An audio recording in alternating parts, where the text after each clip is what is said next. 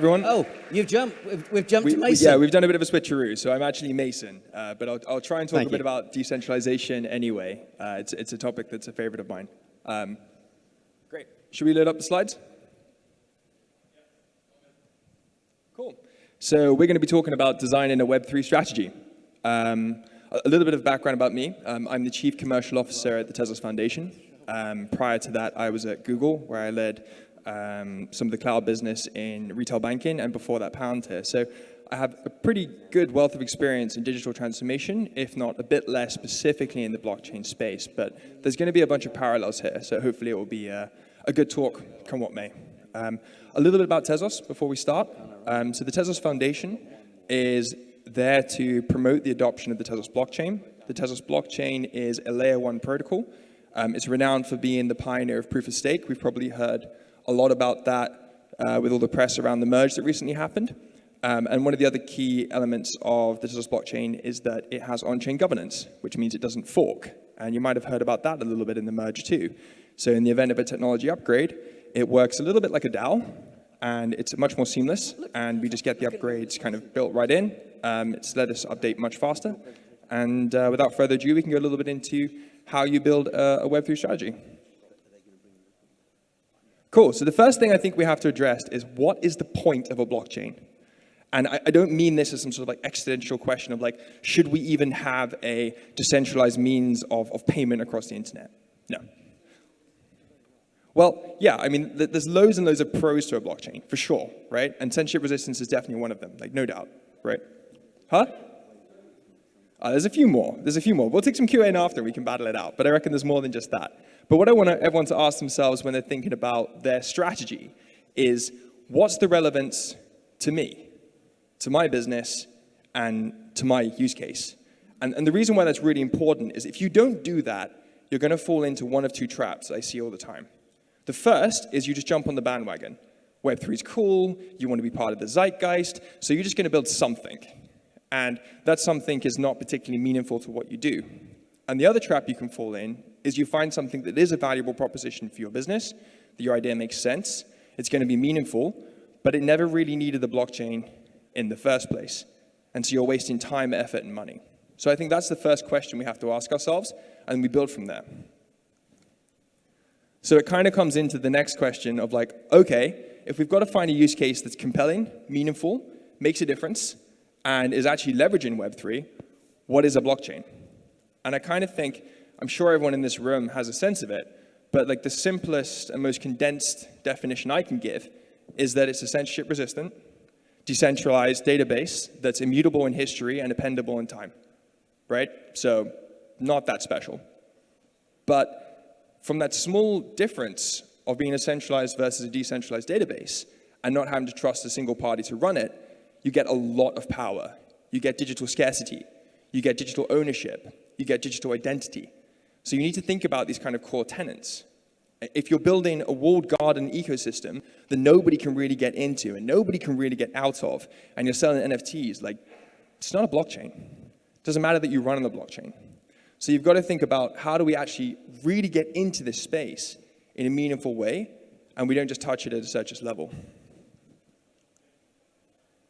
The next step you're going to have to think about is building a Web3 team.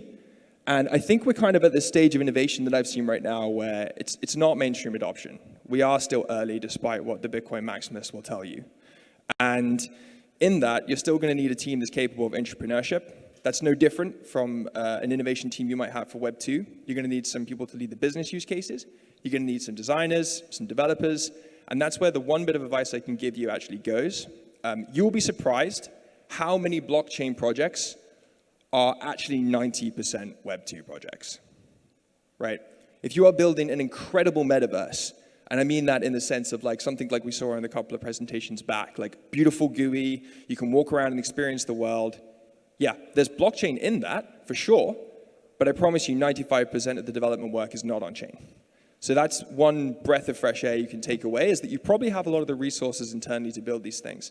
The next gotcha you need to watch out for is beware anyone who's too enthusiastic, right? When I was in cloud sales, I guarantee you, I never went to a single digital transformation team at a bank where someone jumped up on the table and started chanting, GCP, GCP. And there's good reason for that. It would be utterly stupid. This is about technology, all right? And I think the tribalism that's around this space is actually not helpful.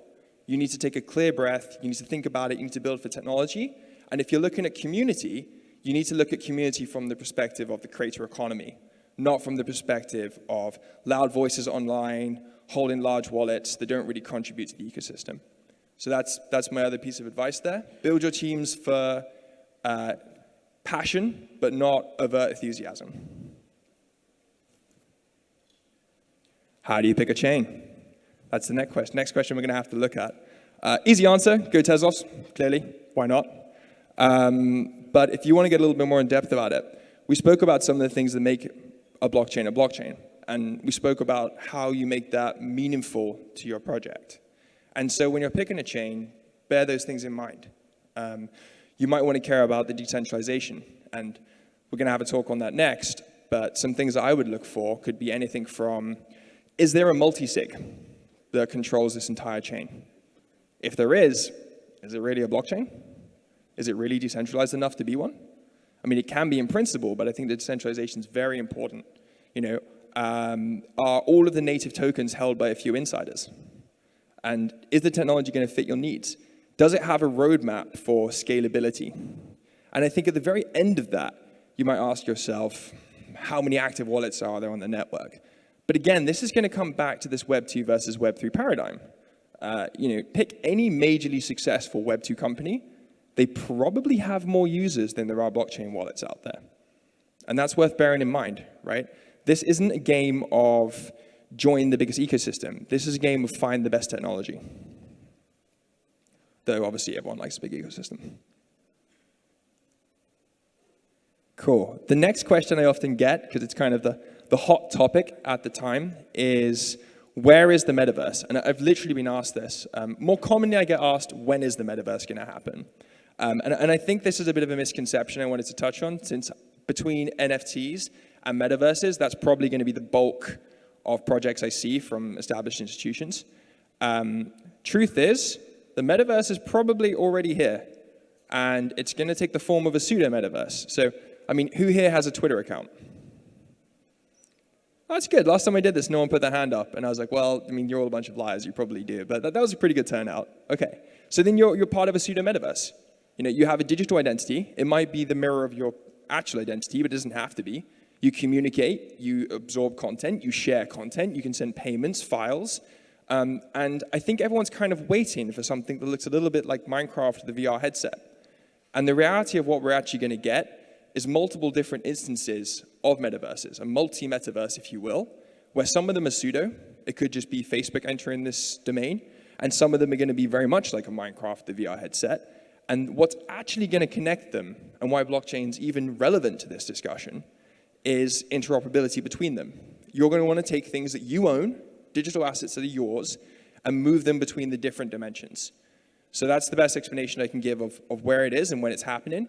We haven't seen a winner come out in this space yet in terms of like the metaverse VR experience, but we are starting to see a paradigm that I can start to have my NFT, and I can take my NFT that represents my digital identity, and I can use that across different forums. I can get access to Discord. So that's the kind of direction it's going, and you can already start to get in on that. Cool. How to not get left behind. Firstly, don't worry. You probably haven't. There's still a lot of time left in this space. Everyone disagrees about how far we are along a Moore's hype cycle or an innovation curve, or if we've crossed the chasm yet. I don't know, but I think it is early. I think there's a lot of room to do stuff still. But I would say that every single established company right now should have a skunks work that is looking into the technology. Like, if you're not running a validator and you don't have a very specific regulatory reason why you potentially can't, you probably should be. Like, get your feet wet. Start playing with the technology. Start building this core competency in your business now. There's no reason not to do that. And then in terms of rushing to the use case, I think it's more important that you take the time to actually build something meaningful than it is to rush head into it. I mean, you take a AAA brand that wants to go the route of NFTs for consumer engagement. Good use case, makes sense, I've seen it work. But if you rush it and you do it really, really poorly, you'll set yourself back further than if you spent another 2 years in development. So I do think this is a game of having a good strategy, not a game of rushing to the finish line. And despite all of the hype and craze, take your time and build something meaningful. Cool. Speaking of meaningful applications, I thought I'd run through a quick case study. I didn't get permission to do this, but I'll speak very highly of them, so I'm sure they won't mind. So the Gap, they decided that they would like to take a foray into the NFT space. So they reached out to one of our centers of excellence here in the UK called Trilotech, and they discussed this is roughly what they wanted to do. They had a rough vision of how they wanted to go about it. It was quite simple early on. It was an NFT hoodie collectible, and they were going to collaborate with an artist to do that. They weren't sure what the utility exactly would be or exactly how it would be done, but they took the time. We worked with them, and as a result, they ended up launching a very, very successful original NFT drop that people liked. So then they start thinking like, okay, how can we get more involved? How can we do more? How can we go to the phase 2? How can we get more involved in the community? So they took that initial team they had, they started to put more effort into the direction they were going, and they started to engage the community. And this is where I talk about having a creator economy as one of the most important things.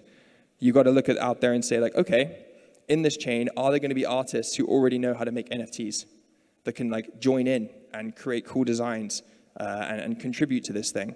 Yep, turns out there were. Fantastic. So they did another NFT drop that went really well. And eventually this started to lead to where I talk about interoperability in the metaverse. I'm not sure how many of you have heard of Dogami. It's actually the Petaverse, which I think is significantly more compelling than the metaverse if we know how Web 2 went. So I'm quite excited about that one. And because of the massive success they'd had and the collaboration they had across the ecosystem and looking to other opportunities, it's now a hoodie that you can own for your dog in the Petaverse. And I think that's just a really good example of, and it seems trivial, but it's a lot of fun, and I think it's a good use case. But it's a really good example of saying, look, we're going to do something small. We're going to think meaningfully about like how that's going to be a differentiator and how it's not just going to be a cash grab and how we're going to go about this and the price point. And we're going to think about a long-term objective here, not just a bit of quick revenue. And we're going to build something. And when we build something, if it's successful, we're going to engage more with the community and we're going to build more. And if that's successful, we're going to start building in interoperability and start working with other players. And that's one of the things that the blockchain's going to do. It's going to give you this digital ownership that can build that connectivity. And I think that's roughly how you go about a strategy in a little under 10 minutes and a bit of time for Q&A. So thank you. I'm Mason Edwards.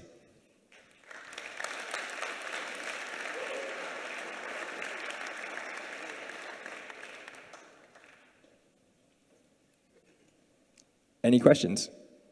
You can also follow me on Twitter if you like. Fire away. Do you have a mic? Should we give you a mic? You talk about a blockchain with on-chain governance, where the stakeholders can vote and change things within the protocol. Surely that's oxymoronic. Surely a protocol should just work. It should be trustless and permissionless and not change forever, so people are comfortable with it. Yeah, but then the technology would never upgrade. So that would be like Ethereum saying, like, hey, we're proof of work forever, which we realize now is not an optimal way to do things. So I think like we're not at the phase right now where you can say, I'm going to build a blockchain, and I'm going to know exactly how, in the next 30 years, this thing is going to operate, and I'm going to make it immutable from that perspective. Like, the technology will never update. It will never get more efficient. It will never get better. So it's about you either fork or you have on-chain governance. But that isn't necessarily true either. I mean, there's plenty of protocols out there that run the internet that haven't changed for 50 years. TCP, IP, UDP. Yeah, well, I don't know about you, but I prefer USB-C to USB. I mean, it's you can build consecutively, so I agree, right? You can definitely do that. Like, so you can look at like some of the like Lightning networks that exist, for example. But the problem with doing that is that you are building an ever larger stack of tortoises all the way down, and one issue at the bottom collapses the whole pyramid. So I think this is kind of just like a difference in the paradigm. I think technology has to upgrade. I think if we don't do that and we just accept what we have, then yeah, it can work for a very long period of time, but you're not going to get the expansion of use cases that we see today. Any other questions? Cool. Oh, sorry. Okay, I overran, but we can take questions after and just come find me. Thanks, everyone. Mason, thanks very much indeed.